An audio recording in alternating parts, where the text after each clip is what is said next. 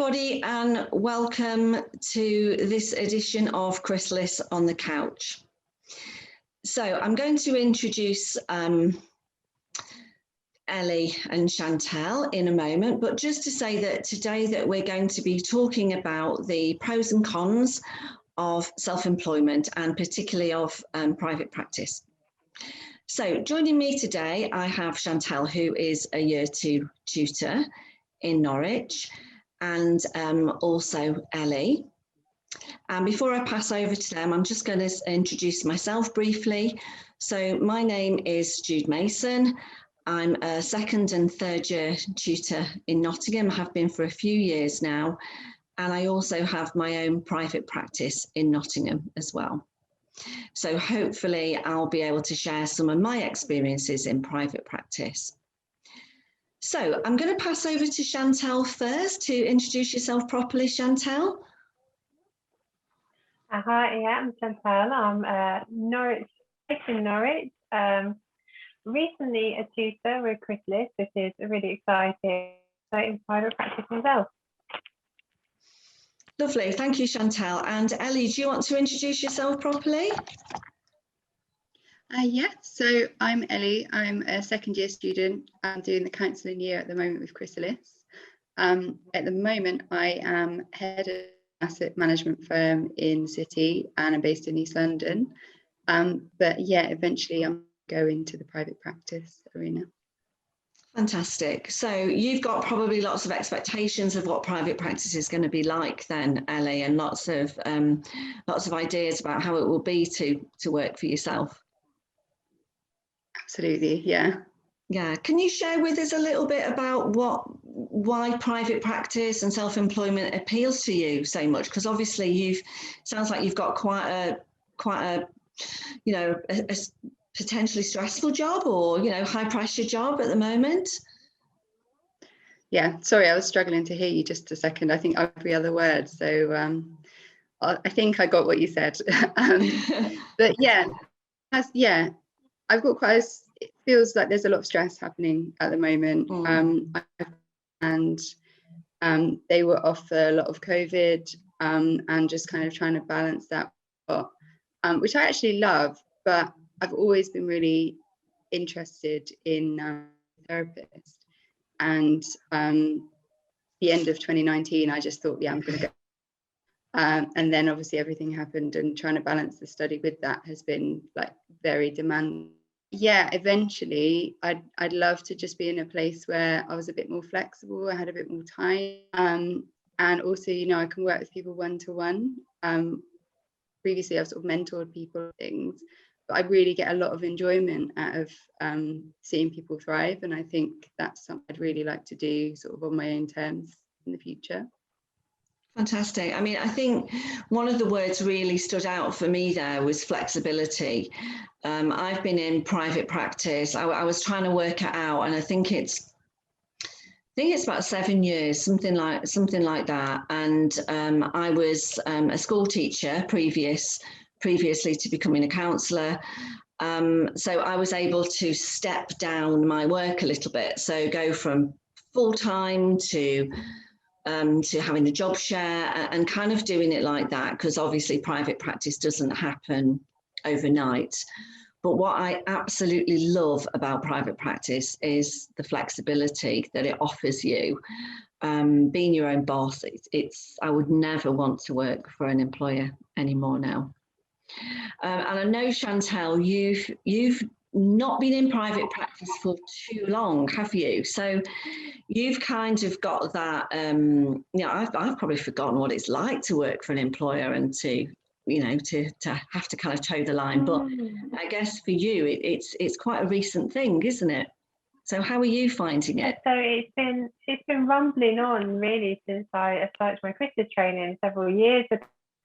I think I've always tried to hold it while holding a job at the same time with some challenges. And like you, I found myself dipping down to part-time, evenings, while trying to maintain a proper job. I think it came a point where my realization was actually my private practice grow if I can't give it the time it needs. So that's when I decided around April time that I was going to go full-time private practice and see how that felt and see what happened. And what really resonated with me with what you said is I would never work for an employer again. I think the taste of it and your own freedom and your own autonomy, I think it's a game changer. It really, really is. It's a completely different way of life, I think, personally. It is, and the flexibility is amazing, isn't it? I mean, I always say to people, if as people do sometimes when people are having a little bit of a gripe or a moan about their boss, I always say, I've got a fantastic boss. She's really understanding, she's really compassionate.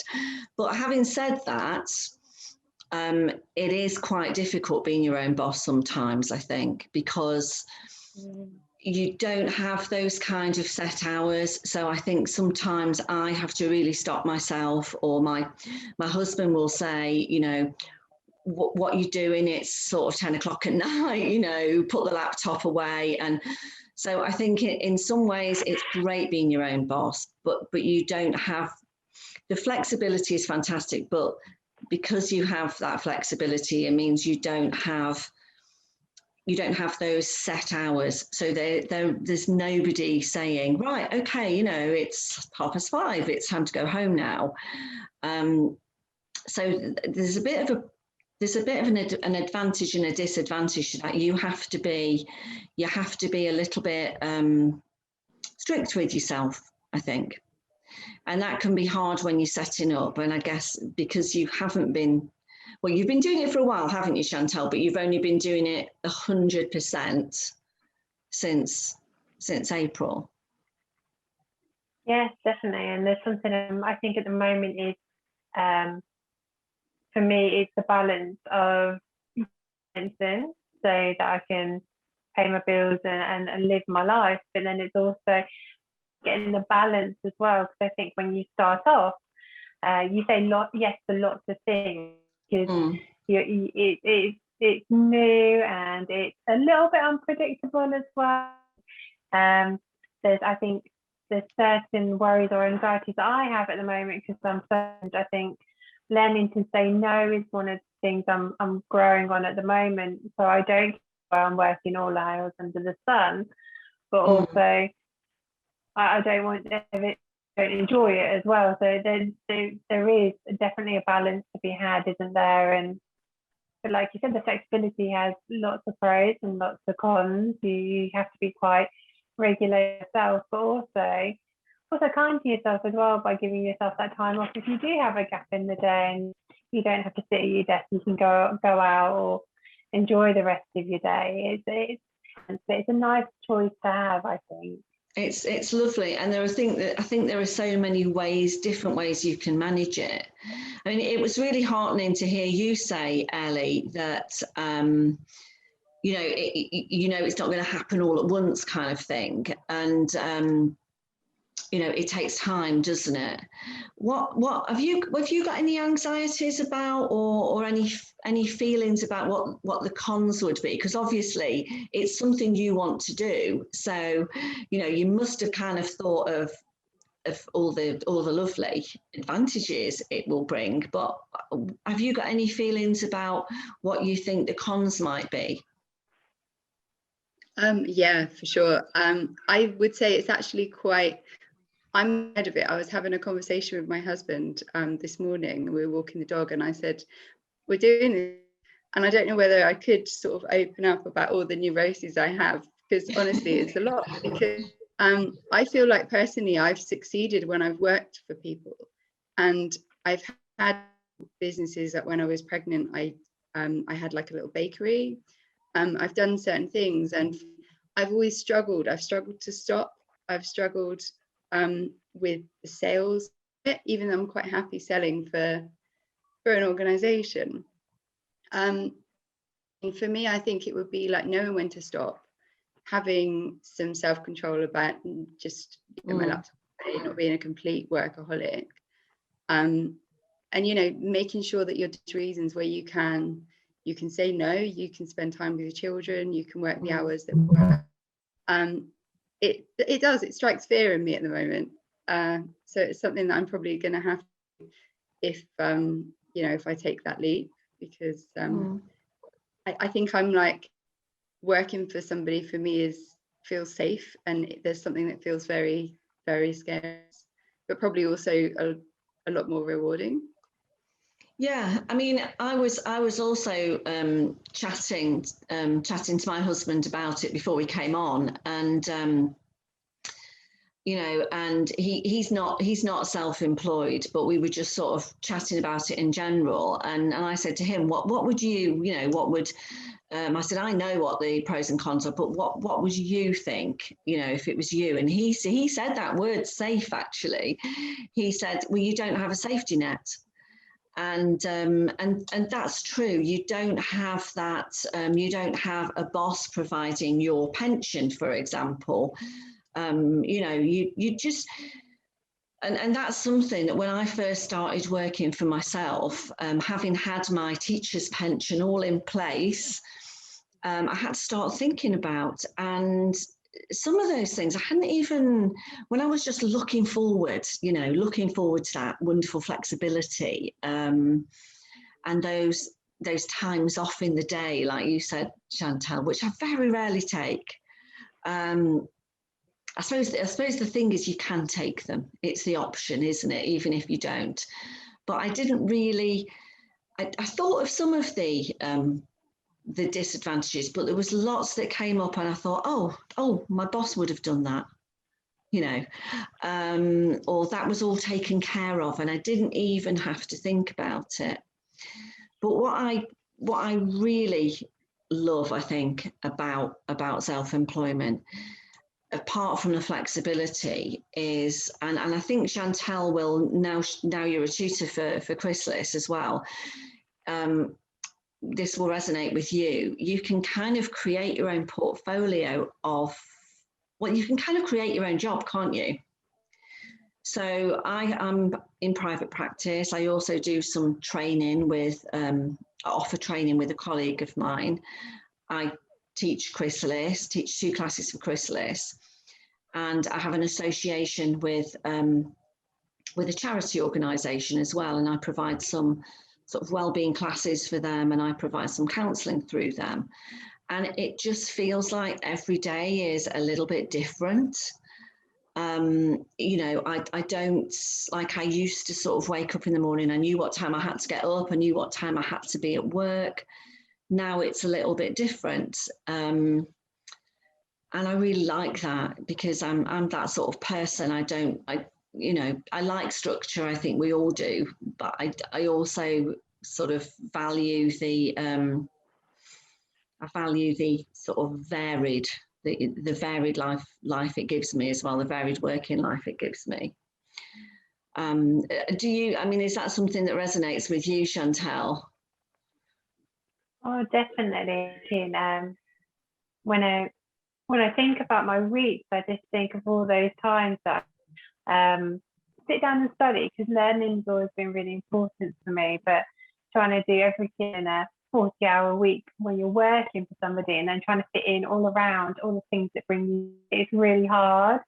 So for me, when I decided to go to private practice, I decided that actually I was going to learn and set some dedicated time aside for my own development.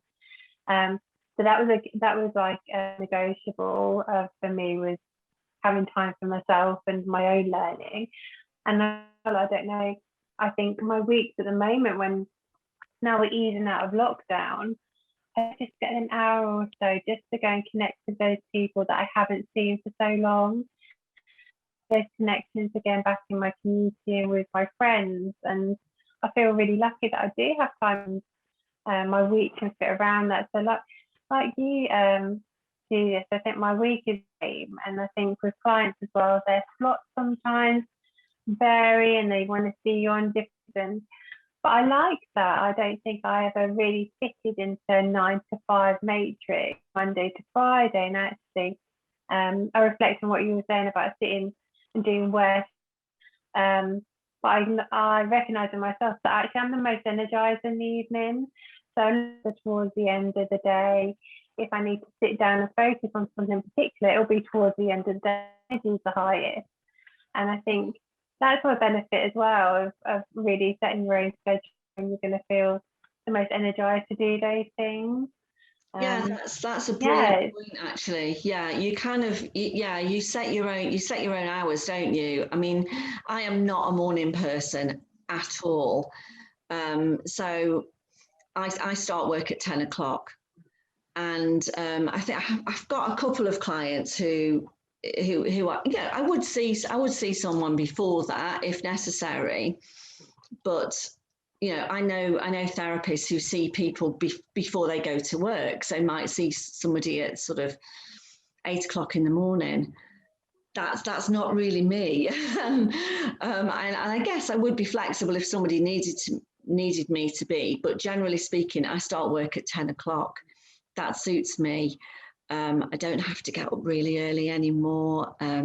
And that's just a nice feeling, isn't it? To think that you set your own hours. And I know you were saying, Chantel, when you first start, there is that feeling of I can't say no to anything, because there are certainly times of the year, I've found there are times of the year when things are quieter.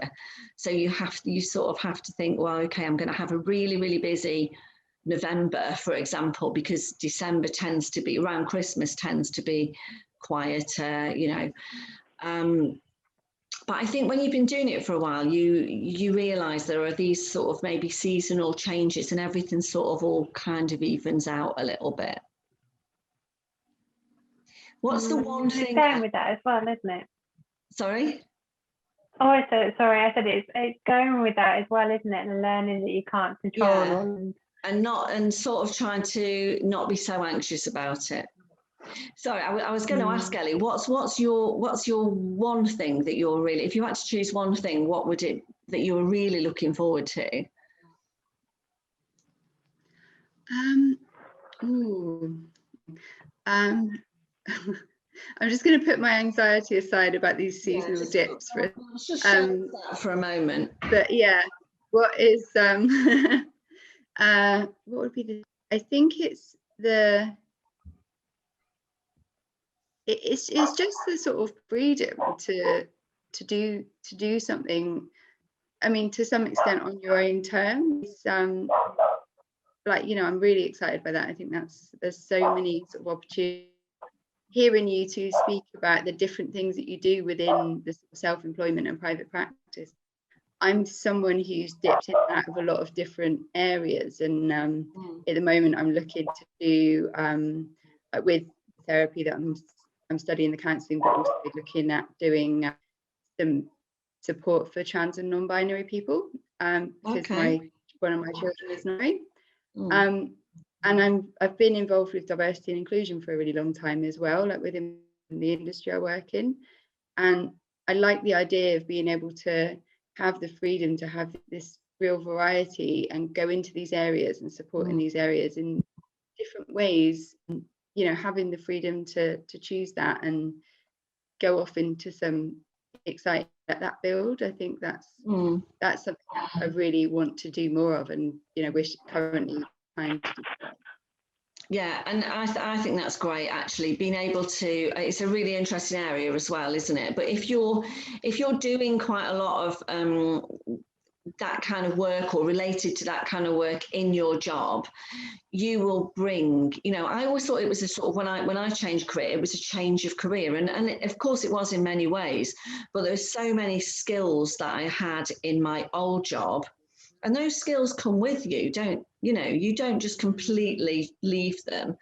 So there's lots of things that we can bring, but absolutely, for sure. I mean, I have a lot of friends from that time in my life, a good few years ago now, but from that time in my life. And of course, they're all on summer holiday now, aren't they? And I do think sometimes people forget that, I think sometimes people forget that I'm working, actually, because they'll be on holiday and they'll say, oh, you have all this flexibility. Shall we go out for lunch? Shall we do this? And I do have to say, well, I know you're on holiday now, but that would be great. But I am actually working, because I think if people sometimes who are in employment, who aren't in the counselling world, tend to think that if you're your own boss, everything's flexible. you know, and of course it's not like that. And one thing that when I was thinking about a potential subject for this, one thing came to mind, and it was a friend of mine who said, well, you can go on holiday whenever you choose to. And I thought, yes, I can, but unlike you, I don't get paid when I go on holiday. And I think that's something that people who are employed don't always consider. So I now tend to sort of have, well, not a lot of holidays at the moment with the current situation, but, you know, in normal times, I tend to have shorter holidays because there's always that feeling that if you go on holiday and you're a therapist, can you leave those clients, or can you leave that bit that you're doing? Or, you know, if you're a chrysalis tutor, how is this going to fit in with, you know, the weekends that I work? So it's not quite as easy, I think, as people might consider. And this idea that you can go whenever you want, yes, in theory you can, but you have to think about, this month I'm going away for a week, so I'm only going to earn enough money. I'm only going to earn 3 weeks worth of, you know, salary this month. And I don't know about you, Chantel. Do you get that sometimes from people who who only kind of see the advantages? Yes, definitely. And I think it's, like you said, I think I've gone for short holiday. I'm mindful that actually you still need to see people probably week on week, and but usually I think at the moment it's like weekends, and that's fine. And I think my test is December when I take a full week off. So at the moment I'm a bit anxious of how much financially that's going to staff me. It's all in the planning as well, isn't it? A little bit, to know best time is, and what's going to come around. Do I need to prep for my college days, and are they going to the college days, and all that stuff. And I think, yeah, there's probably a little bit, to your point around my friends of, while you're at home, I think because you're at home as well, that's a bit at home, it doesn't seem to them like you're working. And yeah, I am still working, I am still at home. There's periods of downtime, promoting my business, I'm either learning, I'm either researching, there's always something going on. Yeah, it's a tough one to manage, isn't it? And I have had to say no to some people, but actually I've got this deadline for myself that I need to do. It's a tricky one, isn't it, when people are in time work and they've not probably seen self-employment work in the way that we do. It's a balance. I mean, maybe more people are understanding it now because lots of people are working from home, even if they're working for an employer. I mean, I don't know about you, Ellie. Are you going out to work, or are you sort of working in a home office? Yeah, mainly from home at the moment. Just sort of, well, go twice a week on average, I'd say, which is manageable. But yeah, I do find the same. My kids' friends just kind of stroll in, and I'm in the middle of genuinely a job. But it's weird. It's like, even now, I think that's still something that we struggle to understand. You do have to set the boundary, which I find quite tough. I do find as well, I say to people in terms of like holiday play dates and stuff like that, because it doesn't stop, does it? It's when you're doing study and everything else, it's like you don't really have the time, I don't do, to do as much of that stuff. And it does feel difficult saying no if you're sort of wearing a laptop and someone walks past and they're like, well, you're in. So you've got to I'm still working on that. You're right, it's about boundaries. It's about boundaries, isn't it? I've tried all sorts of different methods, I suppose, of private practice. So I've worked from home in a room in my own home, which works really quite well. But then I kind of, it's my home, and I wanted to make that difference and put that kind of physical boundary, if you like. So I've also worked from a room. So I rented a room somewhere, but I didn't feel it was, somebody else used it on one other day. And so I didn't feel like it was mine. So I now work from a room in my garden. I have a garden room, and that for me has worked the best, because I still have that. I still have that difference. My house is my house, but I only have to walk down to the garden. So it kind of, for me, that's absolutely ideal. But everybody wants to do different things, don't they? Or everyone has a different idea of what's best for them, I guess. What do you do, Chantel, right now? I've tried a bit of both. I've tried renting rooms. I've tried, yeah, but at the moment working from home, this is my room, and it's complete. Whilst it's on the house, it has separate access, so people don't have to come through my home. So that works quite now. What signs at the door so people can't see in, so it feels a little bit separate. But then my upstairs, because I like them to be in two separate places. So I feel like a boundary as well. So, but yeah, I think at the moment it's different as well, because people are wanting Zoom sessions as well. So that adds a new dynamic, phone sessions as well. So I feel there's definitely a lot more flexibility in the way we moment as well. And I think that helps as well, because I think sessions are slightly different, aren't they? You can do them anywhere, in theory. So that gives you ability. I know that, where was I going? Oh, I've rented a room before as well. That's what I meant to say. And that didn't quite feel the same either. At the moment, working from home seems to work quite well, because I can, especially with COVID, I can limit the people coming in and out. I know who's going to walk through the door, and it's going to kind of, I can put some safety measures in place at the moment for people. So that's for me at the moment. Yeah, I mean, I think you have to try different, unless you have an absolute, you're absolutely sure.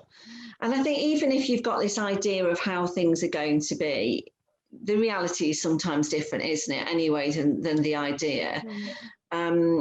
So I've tried kind of every which way, and what I've got now really suits me. And I actually had my garden room built just as we went into the pandemic, so didn't use it at all for such a long time, which was really frustrating. I'm now seeing people face to face and on Zoom. But yeah, Zoom has opened up a whole world of flexibility, even if we didn't want to do it initially.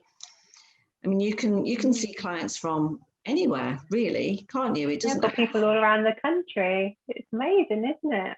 Absolutely. I mean, I'm a supervisor, and a couple of my supervisees now I see on Zoom because they don't live near to me.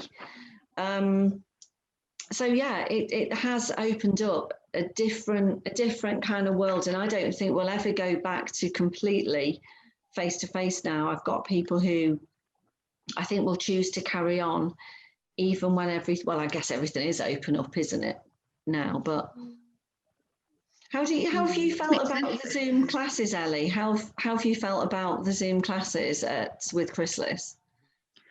Yeah, good. Initially, I think it was it's hard to get used to. Yeah, I'm lucky in a way because a lot of my work has been on Zoom for the past year.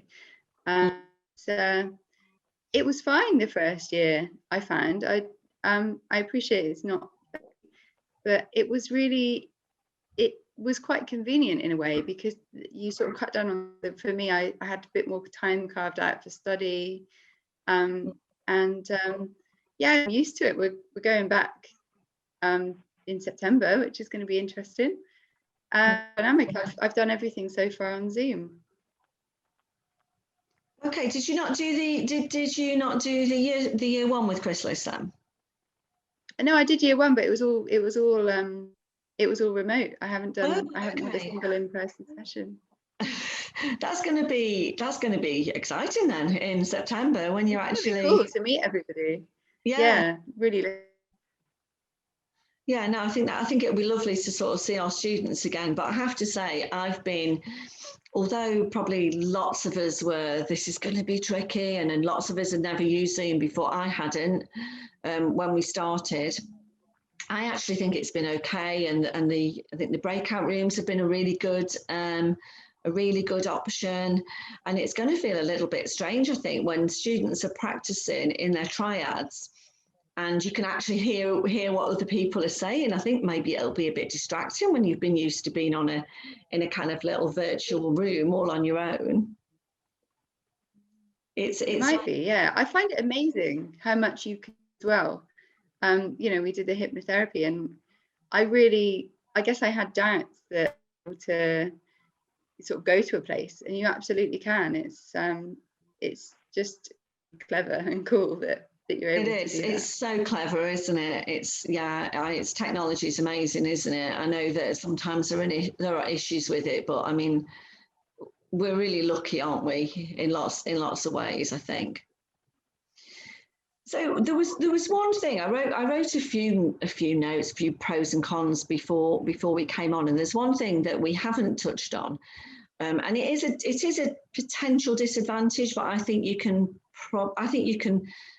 manage actually most of these disadvantages, and I think there are so many advantages.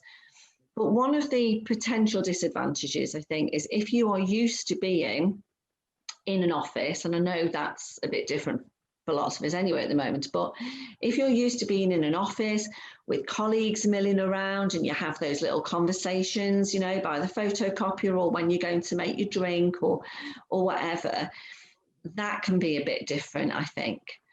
And I don't know how you've kind of found that, Chantal, that sort of potential isolation, I suppose. I think it's definitely something I've been mindful of, because you could just get yourself stuck in the house. For me, I really make sure that I try and get out every day. I mean, they need walking every day, so it's nice to go out and get some air and some headspace. But I think that's why my downtime a little bit by making sure I do see people. It continue making those connections and being with people, because that's, like you said, you can just become a little bit isolated, which is not good for anybody. It's definitely not good for your clients if you're in that place where the only company you've got really is yourself. So I think, whereas it's a disadvantage, I think as long as you make a little bit of self-care effort, I think you can come around it. But advantages as well, I find that you have so much more quiet time just to think as well, and you have distractions. And I think sometimes I'm more productive actually when there's not too many people around me. But it can go both ways, can't it? It depends what mood I'm in that day. I think it can. Yeah, I think it can. But I think, it depends what sort of person you are as well, doesn't it? But there are ways to handle it as well and manage it. There's lots of networking groups. There's lots of, you've probably, or hopefully anyway, Ellie made really good friends on your course, and you're all going to be starting at a similar time, aren't you? So there's lots of sort of ways you can manage it, but I think for some people it is a little bit of a shock. Again, we think, oh, we're not going to have to worry about the office politics anymore. Well, no, but you're not going to have that, that sort of, not the social life of work, but the sort of, it is just, sometimes it is just the saying hello to people, isn't it? And saying how, hello, how are you? And it's those little conversations where you bump into someone in the corridor. I guess you're getting used to that anyway. I find that quite strange now, that sort of, and I find myself quite unproductive because I think we're all just very excited to see each other, and then you don't. I'm just like, but I've had loads of lovely chats. So you're obviously used to that thing now where we've been there having a lot of time to reflect, to prepare. So yeah, it's be a balance, and I think I'll probably do a lot more in the way of networking in the coming years, really. But it's needed if you're going to be, because I mean, I don't know about you, but I find sometimes if I'm working from home all day, I wouldn't have, you get to a certain time of day and you think, wow, I'm really going to need to go and do some exercise because it's become a really unhealthy habit. So it's just carving that time out as well for yourself and prioritize as you would going into an office or seeing a friend. Definitely. I think Chantal mentioned it earlier, you just have to manage it and plan it out a bit more, don't you? If you're just seeing clients on Zoom, you don't have, you can wear your pajama bottoms all day, can't you? But it's probably not going to make you feel that great, So let's end on a good, because I think generally this conversation has been really positive, hasn't it, about the positive side. And like I said at the beginning, I love having different roles all on a theme. I absolutely love going to the charity, for example. I find that incredibly rewarding. I love seeing my own clients. I love working for Chrysalis and doing some training, and it's a really lovely mix for me. Where every day is different, and it's a nice kind of, I've created a nice job for myself, I suppose, and I love the flexibility, and there's no way I'm working for anybody else again. So for me, it's a massive thumbs up, and I'm sure your business will go from strength to strength, Chantal. It's obviously doing really well, or you wouldn't have given up your other proper job. Takes a leap of faith sometimes, because you know what you want to do in life, but you're holding on to something else that's a bit more going to feel fulfilled, are you? Because you've always got that, what if I did this with my life? And I think take the leap of faith, because I just thought, what's the worst that can happen? Do you know what I mean? I can give it a go. If it fails, I can go and get a job, can't I? But I will never know unless I try. And I think that's why I love it so much. It's an experiment every day. Get it working. You say, it's a leap of faith, isn't it? But you only live once, don't you? And this is what you want to do. So, it's not nice to sort of live life with regrets, is it? And I know, Ellie, you've said that you've got some anxieties about it. I think that's natural, isn't it? You're going from a job where you know exactly what you're doing, you know exactly how your day's going, you know exactly how much money you're going to get at the end of the month, and so to sort of leave that safety net behind, it is a scary thing, isn't it? It's scary. I mean, you're inspiring me now, so it's like I'm slightly less scared because it just sounds great. But yeah, it's a big one, and it's having faith in yourself as well to take the leap, which I'm leaning towards more and more. It's just getting it all in place first, and why not? It's a really nice take on it, Chantal, what you said. Yeah, definitely. Oh, I'm glad me and Chantal have been inspiring. I mean, that's always a good place to end, isn't it, Chantal? When you've inspired somebody. Oh, definitely. Definitely. I think as long as you are aware of all of the disadvantages and you planned for them, sometimes we're aware of disadvantages and we kind of avoid thinking about them, don't we? Because it's too scary.